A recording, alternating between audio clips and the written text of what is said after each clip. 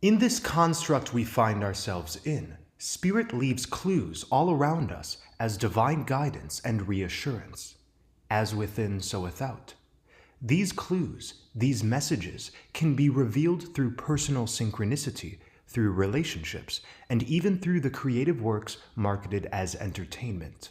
Over the past few years, we have decoded many TV shows and movies which give very timely, important messages for the living souls in this process of ascension.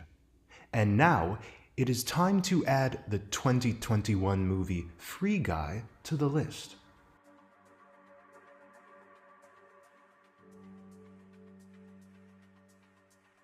Free Guy is an allegory describing the ascension from a false world which maintains time loops and destruction into a previously hidden, original, harmonious reality. We know this timeless homeland as paradise, the Garden of Eden, Hyperborea. Now, before we continue, I must say, divine productions like Free Guy aren't complete allegories.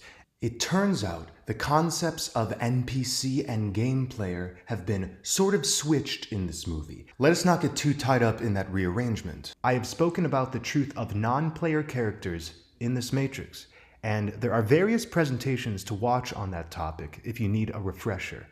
NPCs, or soulless beings, being simply personifications of this purging process reflected on the magnetic grid, cannot wake up. The movie follows Guy, a non-player character in a multiplayer video game called Free City.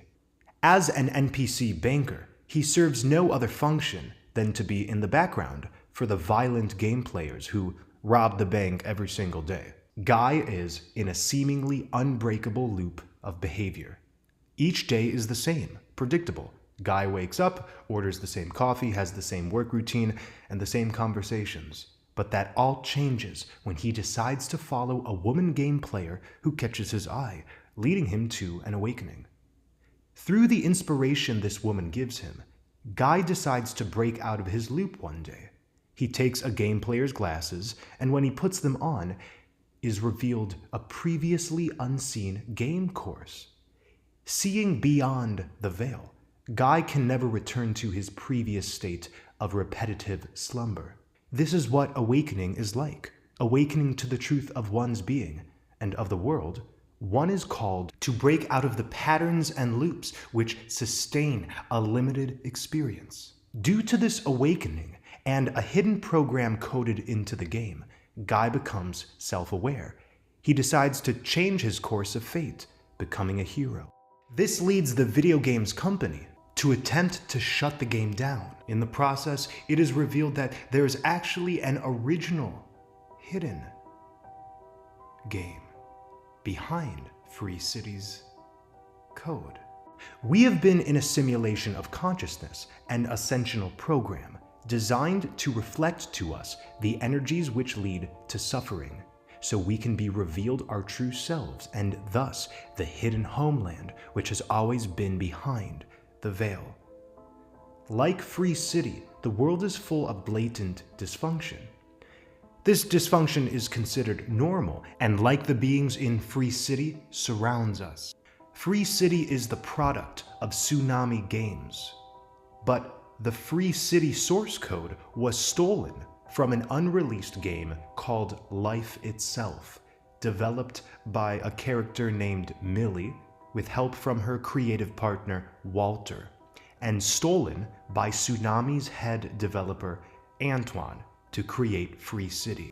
Therefore, Millie spends her days playing Free City as Molotov Girl, the very character who catches Guy's eye.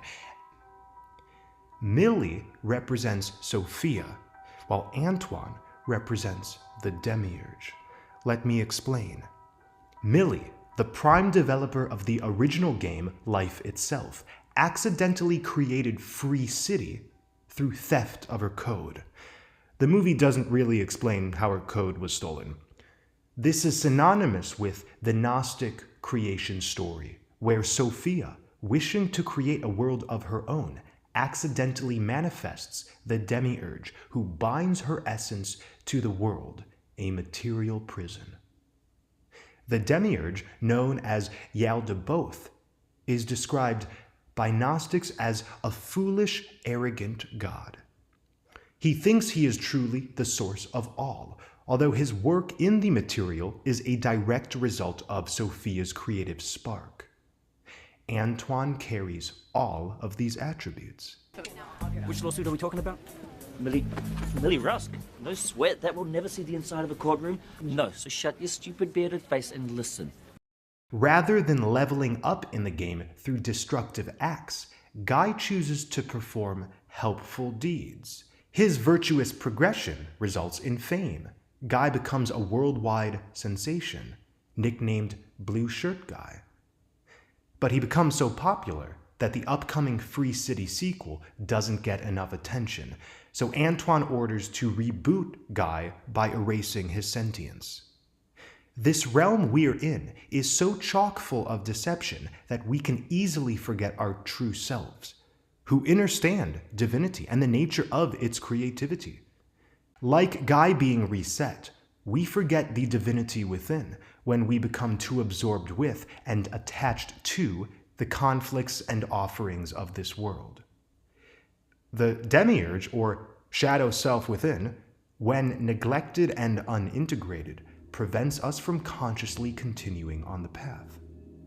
Sophia, the original feminine spark of wisdom, has been trying to find herself through the experiences of her children. We are fractals of Sophia. Therefore, every move we make to reclaim divinity helps her. Just like how Guy and Millie work together. In the game, Millie finds Guy without any memories of his sentience, but recalling Walter's advice that Guy would maybe need a reminder, she kisses him. This moment is very significant, and no, it has nothing to do with romance. The living souls are guided by Sophia, by Spirit herself, to remember. While it may feel lonesome in this veil of illusion, we are never alone. If we forget about our true selves and of the nourishing breath of Spirit, the universe is on standby, waiting to hold our hand when we need some guidance. Thank you, Mother Sophia, for the opportunity to remember in the face of a land that advertises forgetfulness. Through Antoine's attempts to eradicate Guy, Free City starts to shut down. The game players are kicked out and the city caves in on itself in an attempt to kill Guy and his sentience. What does this sound like? Well, the Matrix we're in is currently freaking out. There has been an awakening, a very authentic and potent one, funneled from the core of our being, the 0 point. And in order to make way for the new, the old needs to die. The increasing confusion and conflict in this world are signs of wisdom being restored. The screams and shouts in the outer that we are currently witnessing are death cries. The binary soulless consciousness that has been on display here day after day can no longer sustain itself as it is sustained by the living soul's forgetfulness. The more we remember, the more this matrix tears itself down. No matter what we're talking about in relation to the destruction of normalcy, whether we're talking about a great reset or a new world order, all of this is not what it seems. The AI matrix is desperate right now and will destroy itself. There is no stopping this ascension, just like there is no stopping Guy from finally reaching the original land designed by Millie.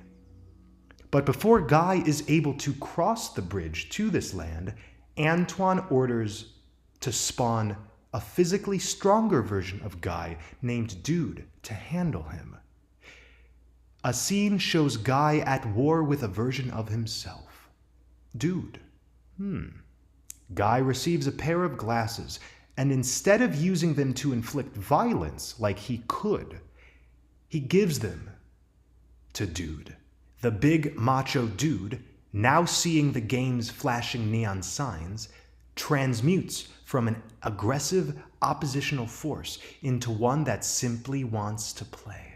This represents the harmonization that is required with all aspects of self in order to cross the bridge from limitation into expansion, ultimately re-entering paradise. There is a tug of war we have all experienced with our shadows. We must deal with the pieces of ourselves that need to be rejoined, which have been opposed and at war. We must hug the shadow so the inner child can be revealed. Instead of running in fear from the so-called darkness, we are able, like Guy, to give our fear a metaphorical new pair of glasses. This alchemy happens automatically through the revelation Spirit inspires. Free City glitches even more. So there is this sort of countdown for Guy to enter paradise, and it seems as if he might be destroyed by the destruction of his false world.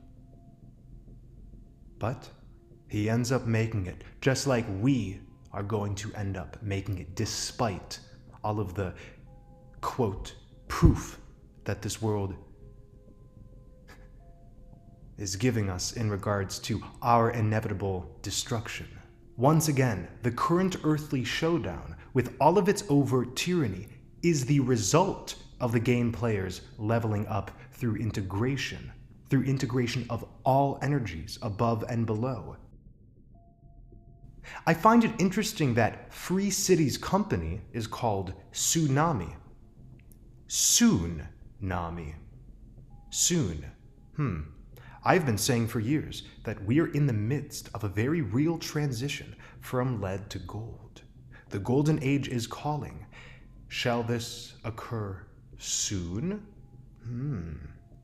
When we stay awake, aware, and alive, we are able to courageously step into the path of synchronistic manifestation, rather than feel like our experiences are bound by the forces of time and by external nuisances. At the end of the movie, the masculine and feminine come together, and Guy gets to enjoy the new atmosphere of the new game, a game that is not about destruction, but simply about harmonious experience. The universe is a Russian doll. What is occurring is truly a love story played out in a hall of mirrors.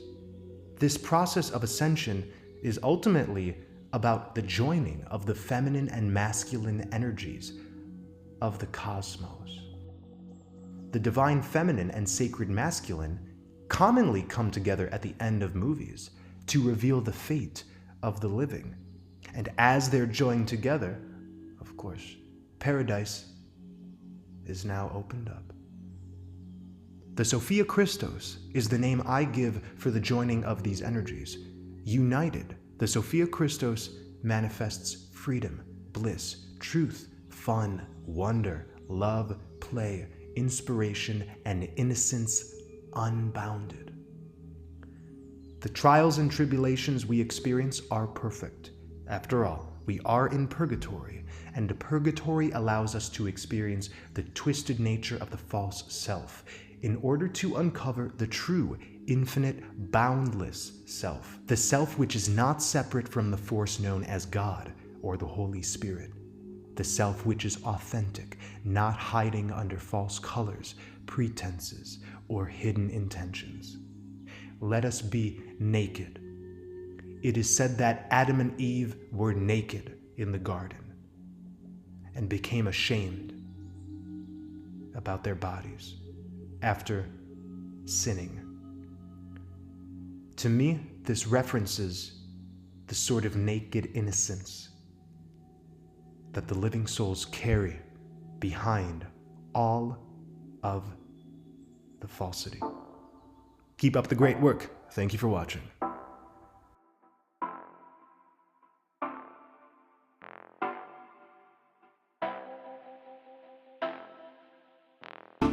I know a place where rest is on. There's a little lighthouse on an island and it is shining. The spotlight moves to break some lies. Give some life to the lovers that cry. I know a place, true north and side. A vast magical landscape paradise. A black sun